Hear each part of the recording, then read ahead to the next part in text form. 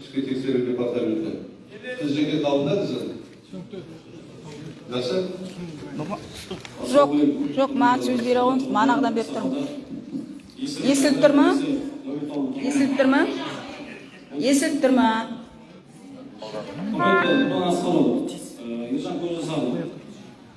Естіліп тұр ма? Мен бір айтып жіберейін. Манағыдан бері күтіп тұрмыз ғой. Ол болсын, осыдан кейін айтасың. Мен атымды біліп тұрмын, әкім ұл болсын дейді, әне. Вот доказательство вам, что это собрание Нур-Отан. Дайте мне высказаться один вопрос. Один вопрос. Манағыдан бері күтіп атым, ән жерге бардым, суреттірген жоқсыңдар. Вот, уважаемый Казахстан, смотрите, какая у нас демократия. Вот. Затыкают даже. Один вопрос не дают задать. Бір вопрос. Бір сұрақ. Да? Мен құрметті деп айтпаймын сізге. Сіз құрметсіз, әкім. Мен сіздің атыңызға неше рет уведомление жаздым митингке. Сіз маған бірде-бір рұқсат бермедіңіз. 32-ші бап кім үшін жазылған? Конституция кім үшін жазылған? 20-ші бап кім үшін жазылған? Біз неге халық сізден рұқсат сұрауымыз керек? Сіз халықтың құлысыз. Солай ма? Халыққа қызмет етіп жүрсіңіз. Мен сұрақ беретін, неге маған сіз рұқсат бермейсіңіз? Пикетке де шығуға, митингке шығуға. Мені қудалауды қашан қоясыңдар? Мен бір жылдың ішінде 6 рет қамалып шықтым. Сол ма? Сендердің демократияларың? Сол ма?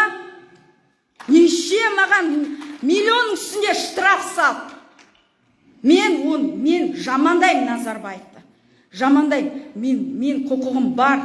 Я имею право выражать свою гражданскую позицию. И я буду выражать. И вы мне рот не заткнете. Сізге сұрақ, мне Ноғаев, құрметсіз, мырза. Сол сұраққа жауап беріңізші. Неге маған сіз рұқсат бермейсіңіз митингке? Маған емес, жалғыз маған емес, бүкіл белсенділерге сөйтіп бермейсіңдер сендер. Неге аузыңызды жапқыңыз келе ма? Қоғамның алдына шыққасын, тәртіп болады. Тәртіп? Мына Тоқаевтың өзі айтқан видеообращениесінде уведомление тастайсыңыз да шыға бересіңдер деді. Ана уведомление, ответ, отказ, ешіне күтпейсіңдер, шыға бересіңдер. Сендер өздерің екі сөйлейсіңдер. Сендерге қалай халық сенеді, соны айтыңызшы. Қалай халық сенеді сізге? Неге мен сізден, мен атымызды қайдан біліп тұрсыңыз, соны айтыңызшы. Мен ішкі саясат басқармасы жұмысшыларын білесіз ғой.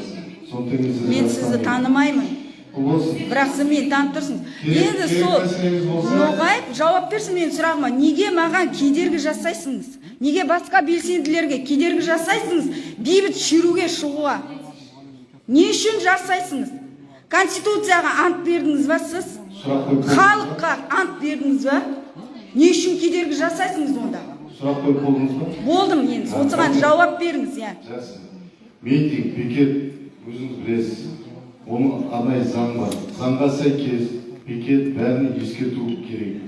Ескертуге сәйкес, заң нормаларына сәйкес сол өтетін орындарда әртүрлі шаралар болуы мүмкін. Сосын сіздің берген митинг арызыңыз сәйкес келмеуі мүмкін. Әртүрлі себептер бар ғой.